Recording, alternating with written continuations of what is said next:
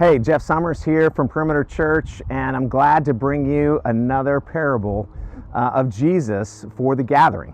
And so today we're talking about the Rich Man and Lazarus, and this is a famous parable that you probably heard before, but if not, we'll go into that. So the context of this, it's found in Luke chapter 16, and just before this, Jesus has told another parable, and he's again talking to the Pharisees, who are the religious leaders of the day, who were very concerned with outward appearances. And he's told them a parable of the dishonest servant or manager. And the basic point of that parable was that you should use your wealth in this world to basically serve for eternal purposes or kingdom purposes. At this, the Pharisees scoffed. And so in response to their reaction, Jesus tells this parable. He describes there was a rich man, very rich. He used to feast every day. He wore fine clothes, and every day he would feast with his friends, and yet at his gate every day someone would carry poor Lazarus and lay him, who was so poor, this beggar, that he would beg at the rich man's gate, and he craved the food which fell from the table of this wealthy man. He was so pitiful and forgettable that the only ones who paid any attention to him were the dogs who came and licked his sores. And so I'm thinking of that as I'm here at the gate of my own house, right? We don't have a fancy gate to speak from, but this rich man would walk past Lazarus every day. Think about that. Now, Act 2 of this parable, both of them die. The rich man is buried and has a funeral.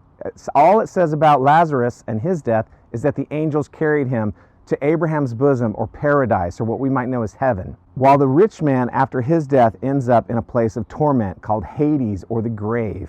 We may also think of it as hell.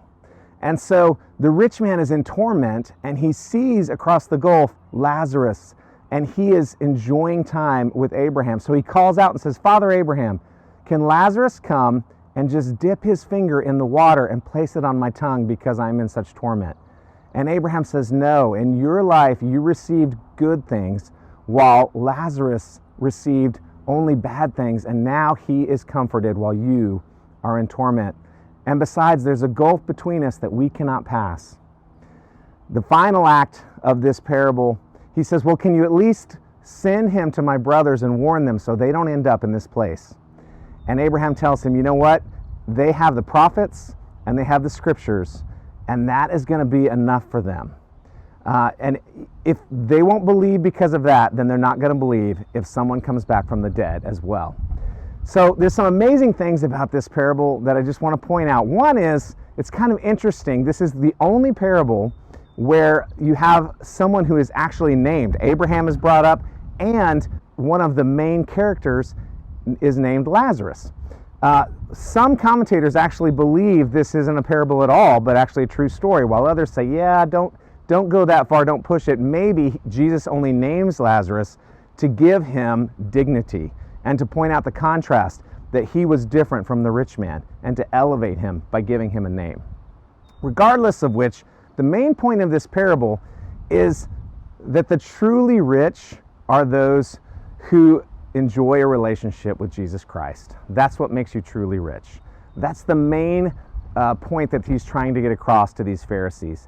But there's a secondary point that I think is important. This is the God of the universe, and he is clearly pointing out to us that there is a reality after death, one that leads to eternal comfort and one that leads to eternal separation and torment away from him.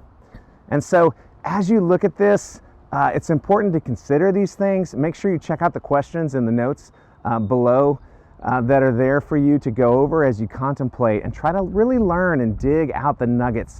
I heard someone once say this, that when you're looking at somebody who's rich like Jeff Bezos or some rock star or celebrity, and you crave and want what they have, remember that in this life, this is the only heaven that person may ever experience. But for the believer, this earth and this existence we have is the only hell we will ever experience. So I hope you continue to enjoy these parables. And again, don't forget to check out the notes below.